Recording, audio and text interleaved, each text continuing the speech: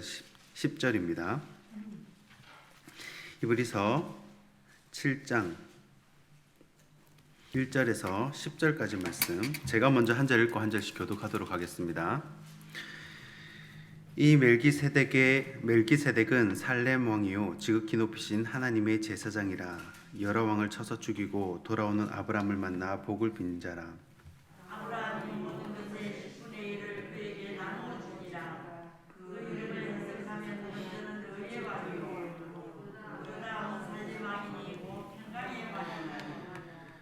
아버지도 없고 어머니도 없고 족보도 없고 시작한 날도 없고 생명의 끝도 없어 하나님의 아들과 닮아서 항상 제사장으로 있느니라.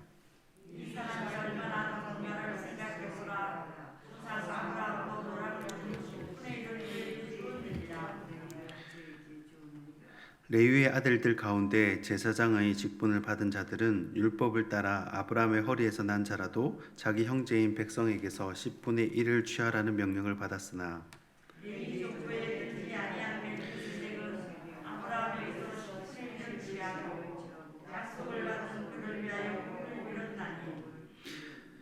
논란의 여지 없이 낮은 자가 높은 자에게 복을 받느니라.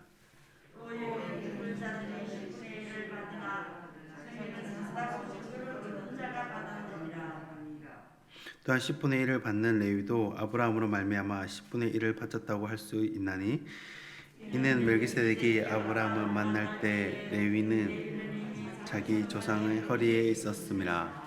아멘. 하나님의 말씀입니다. 오늘 히브리서 네 번째 시간입니다. 왜 멜기세덱의 반차인가? 라는 제목으로 하나님 말씀 나누도록 하겠습니다. 오늘은 멜기세덱에 대해서 얘기해 보려고 합니다.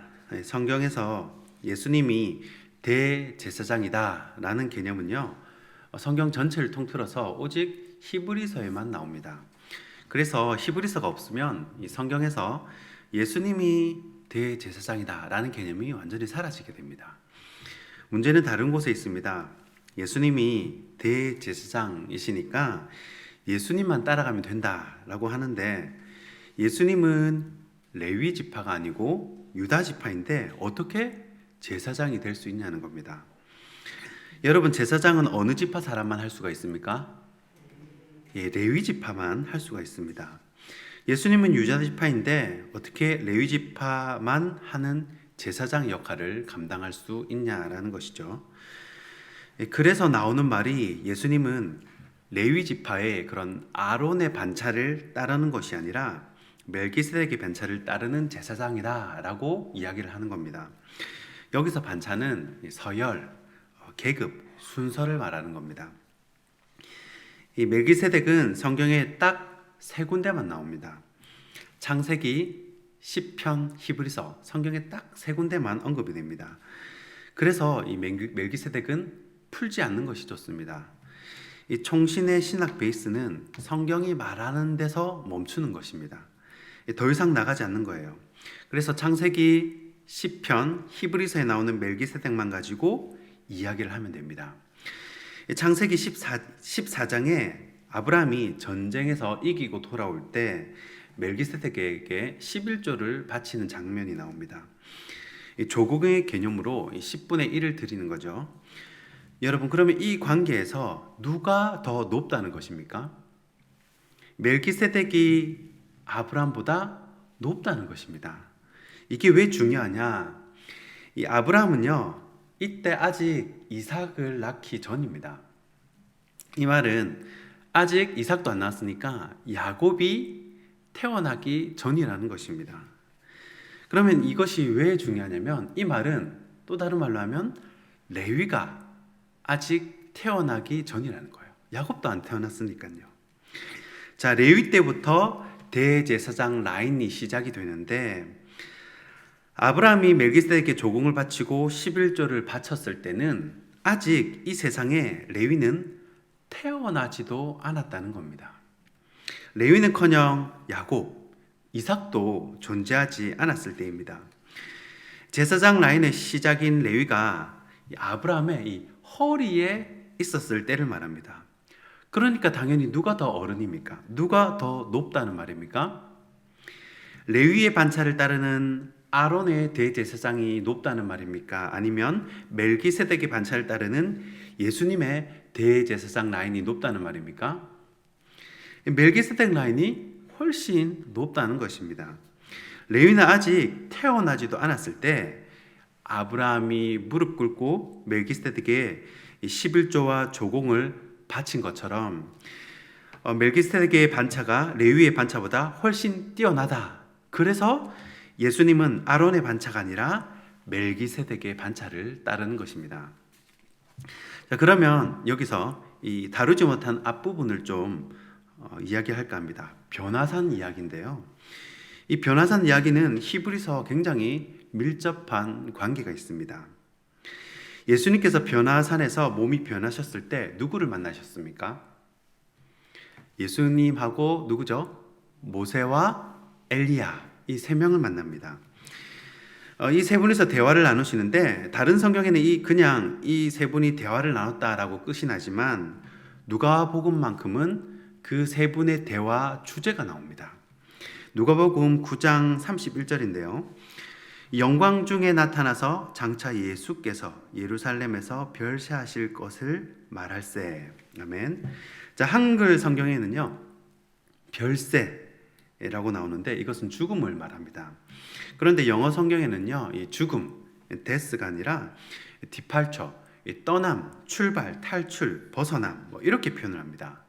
그러면 한글 성경하고 영어 성경은 왜 다르나? 왜냐하면 죽음을 뜻하는 헬라어가 출발, 떠남의 뜻도 있기 때문입니다. 죽음이라는 뜻도 있고 또 떠남이라는 뜻도 있는 헬라어가 바로 엑소더스, 탈출, 출애굽이라는 이 헬라어입니다. 그러면 이 모세의 엑소더스, 탈출은 애굽에 있는 백성들을 이끌어내는 것이 이 모세에게 맡겨진 엑소더스, 출애굽이고요. 이 엘리야의 엑소더스는 바알에게 빠진 백성들을 그 우상들 가운데서 건져내는 것이 이 엘리야의 출애굽, 엑소더스고요. 예수님의 엑소더스는 죄에 빠진 백성들을 죄에서 건져내는 것이 예수님의 바로 출애굽입니다. 자, 예수님, 엘리야, 모세의 이 공동점 같은 부분은 바로 엑소더스, 출애굽, 탈출이라는 것입니다. 모세에게 주어진 출애굽의 사명은요, 모세가 시작했지만 누구를 통해서 완성이 되냐면 바로 여호수아를 통해 완성이 됩니다. 엘리야에게 주어진 사명은요, 엘리야가 시작을 했지만 누구를 통해서 완성되냐면 엘리사를 통해서 완성이 됩니다. 예수님의 출애굽은 예수님이 십자가에서 완성을 이루시죠. 재밌는 것은 여호수아, 엘리사, 그리고 예수, 이 세 단어가요 다 같은 말입니다. 똑같은 뜻이에요. 하나님께서 구원하신다, 여호와께서 구원하신다라는 같은 말입니다. 그 시작은 다른 이름이었지만 모든 완성은 조슈아, 예수, 엘리사 같은 단어라는 겁니다. 그러면 이 모세와 함께 출애굽한 백성들은 여러분 가나안 땅에 들어가는 약속을 받았을까요? 못 받았을까요? 출애굽 백성들은 원래 광야에서 죽기로 되어 있었나요? 아니면 출애굽한 백성들도 가나안 땅에 들어갈 수 있었나요? 다른 말로 그 약속, 가나안 땅에 대한 약속을 받았나요? 못 받았나요? 받았죠. 그러면 여호수아와 함께 가나안 땅에 들어간 그 자녀 세대, 2세대라 표현하죠. 2세대들은 그 약속을 받았나요? 못 받았나요? 당연히 받았죠. 그런데 모세와 출애굽한 백성들은 가나안 땅에 못 들어갔습니다. 반면에 여호수아와 그 자녀들, 2세대들은 가나안 땅에 들어갔습니다. 딱 2명만 들어갔죠. 그 여호수아와 갈렙. 여러분, 그러면 둘 중에 누가 약속을 먼저 받았습니까? 그 가나안 땅에 들어갈 수 있는 약속을 누가 먼저 받았냐면 당연히 이 애굽에 있던 부모 세대 1세대가 그 약속을 먼저 받았습니다. 그 자녀 세대 2세대는 나중에 받았죠. 이 부모 세대, 자녀 세대 모두 가나안 땅에 들어가는 약속을 받았습니다. 그런데 부모 세대는 못 들어갔고 자녀 세대는 들어갔습니다. 차이가 무엇이겠습니까? 아무리 약속을 먼저 받아도요, 그 약속을 믿음으로 연결시키지 않으면 아무리 약속을 나중에 받았다 할지라도 또 그 약속을 믿음으로 연결시키면 들어간다는 것이죠. 그래서 하나님이 주신 약속이 내 삶에 성취되느냐, 성취되지 않느냐, 가장 중요한 것이 뭐냐면 바로 그것을 믿음으로 취해야 한다는 것입니다. 아무리 약속을 받아도 믿음으로 취하지 않으면 그 약속은 이루어지지 않는다는 겁니다. 그러나 그 약속을 나중에 받았다 할지라도 그 약속을 믿음으로 내 삶에 연결시키면 그 약속은 이루어진다는 것이죠. 그래서 중요한 것이 믿음입니다. 제가 지난 수요 예배 때도 말씀을 드렸는데 여러분, 부모가 어떻든지 간에 상관이 없습니다. 늦게 받아도 믿음으로 취하면 내 것이 됩니다. 그래서 히브리서 기자는 이 모세와 여호수아 이야기를 예수님의 인도를 받는 두 그룹으로 가지고 옵니다. 이게 말하고 싶은 바겠죠. 두 그룹이 뭐냐? 예수님의 인도를 받는 두 그룹이 누구냐면 바로 이 유대인과 그리스도인입니다. 제가 첫 번째 시간에 말씀드렸던 이 네로 박해, 그 배경과 깊은 연관이 있습니다. 자, 그러면 유대인은 하나님의 나라의 백성이 될 수 있는 구원에 대한 약속을 받았습니까? 못 받았습니까? 당연히 받았죠. 그리스도인들은 여러분 받았나요? 못 받았나요? 그리스도인도 받았습니다. 그러면 유대인과 그리스도인들의 관계에서 누가 먼저 하나님의 백성이 될 수 있는 약속을 받았습니까? 당연히 유대인들이 먼저 받았죠. 이 사람들은 2000년 전에 먼저 받았습니다. 비교할 수가 없는 거죠. 그런데 유대인들은 그 구원의 약속이 성취되지가 않았습니다. 반면에 그리스도인들은 성취가 되었다는 것이죠. 차이가 무엇입니까? 유대인들은 구약의 창세기부터 말라기까지 수도 없이 그리스도 메시아의 본문이 언급됐고 그 약속이 먼저 주어졌지만 그 약속을 자신의 믿음으로 연결시키지 않았습니다. 그러나 그리스도인들은 그 약속을 자신의 삶에 믿음으로 연결시켰다는 것입니다. 그래서 구원을 얻었습니다. 그러므로 중요한 것이 무엇입니까? 믿음이라는 겁니다. 믿음. 그래서 히브리서가 믿음을 강조하는 것입니다. 가장 중요한 것 하나를 꼽으라. 그러면 믿음이라는 거예요. 그러면 믿음이 뭔가? 믿음은요, 예수님을 그리스도로 믿는 것입니다. 또 하나는 하나님의 성품에 대한 신뢰입니다. 이 두 가지가 다 믿음이에요. 그래서 히브리서 전반부에서 말하고자 하는 것은, 진짜 중요한 것은 믿음이라는 것입니다. 아무리 우리 삶에 하나님의 약속이 주어졌다 해도 그것 믿고 까불지 말라는 거죠. 에스겔서 36장 33절 제가 읽어드리고요, 오늘 말씀을 마무리하도록 하겠습니다.